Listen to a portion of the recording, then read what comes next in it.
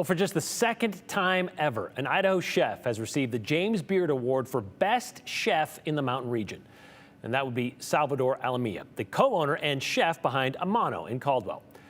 Before him, it was Chris Kamori, owner of Kin in downtown Boise. That was back in 2023. Well, Alamilla was in Chicago earlier this week to accept his award. But he's back home today, and Aspen Shumpert caught up with him at his restaurant to find out what this achievement represents.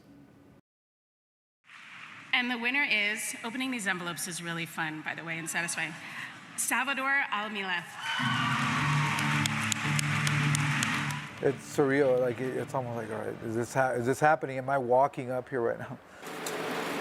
Previously nominated 3 other times, Salvador Alamilla, co-owner of AMANO in Caldwell, just took home his first James Beard Award as Best Chef in the Mountain Region. It could have very well been anybody else that would have won, and equally very deserving. So we're very appreciative. A small town like Caldwell, Idaho is recognized, and that the people of Caldwell are so proud of it.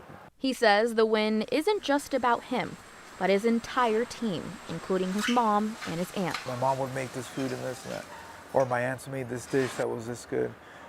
And we would make it at home. But I just thought it was important to share that with the community because we didn't see a lot of that here in Idaho. Not only is his mom now a hand in the AMANO kitchen, but many of her recipes are what's on the menu. I don't think she gives herself enough credit. My aunts and my mom's generation, again, they cooked out of necessity. And maybe in there it became like this burden too, right? Like this chore, this thing that you do.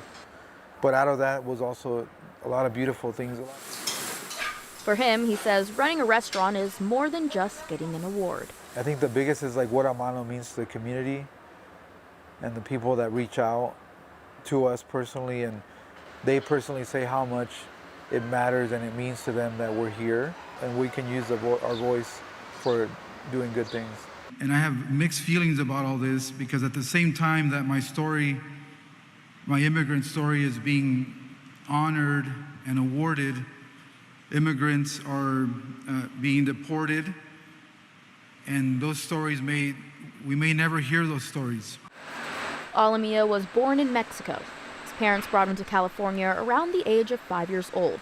They lived undocumented until the year 2000. You could have chose to say anything else up there in the about 2 minutes that you got on stage. Why was it important for you to say what you did? Obviously there's a lot going on right now with immigration and all that, but I lived that life many years, right? I lived undocumented in California.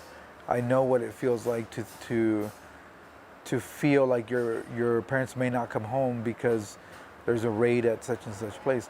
You wouldn't necessarily see somebody like me that would win that award, right? We work in the kitchens, but it wasn't a recognition that was widely, that you would see. We all have something beautiful to offer and to do. You've won the award.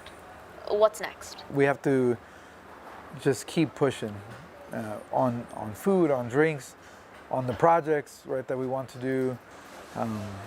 The award is a beautiful thing, but that doesn't mean that that's where we stop.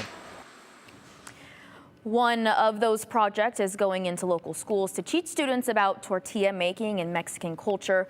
He wants kids to see their own heritage reflected around them, but also in success, to know they can achieve anything, Brian. I mean, there's so many layers to his story. There is, and so hard to get it into just 2 minutes. I took a turn I didn't expect there in the middle of that story, which is amazing. But the idea of like not remaining stagnant and saying being satisfied with what you have, but pushing forward and trying to do more. I mean, that just sums it all up right there. From how we got to America to now and beyond. So it's amazing. All right. Thank you very much, Aspen. Congratulations.